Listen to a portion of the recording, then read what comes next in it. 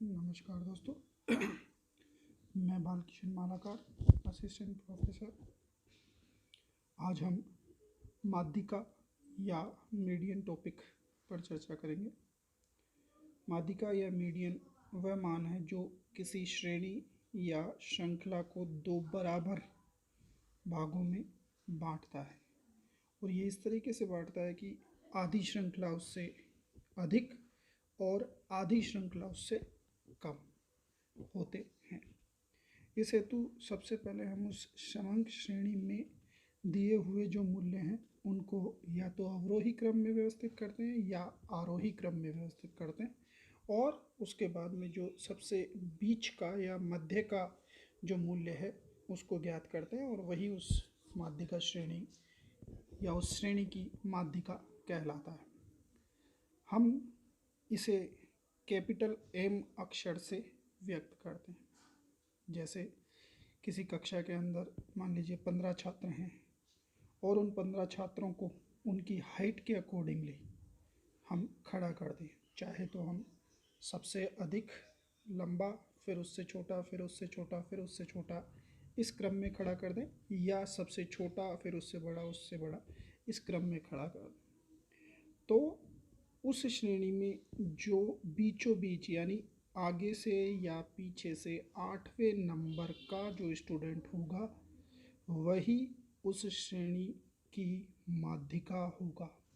यानी उस स्टूडेंट का कद बिल्कुल मध्य का होगा। तो ये इस तरीके से माध्यिका होती है। अब हम माध्यिका का निर्धारण कैसे करें?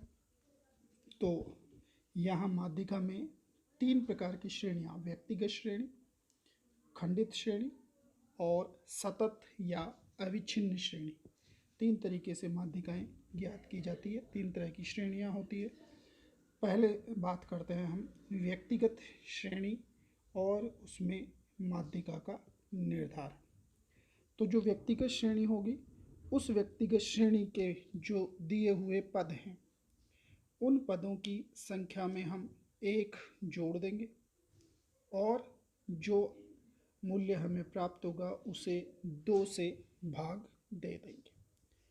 तो जो भी संख्या हमें प्राप्त होगी उस संख्या के क्रम पर जो पद उस श्रेणी में होगा उसी को हम माध्यिका कहेंगे। लेकिन इस को ज्ञात करने से पहले हम उस श्रेणी को आरोही या अवरोही क्रम में व्यवस्थित कर देंगे। इसके हेतु जो हम सूत्र उपयोग में लेंगे वो होगा m बराबर n प्लस 1/2 वां पद।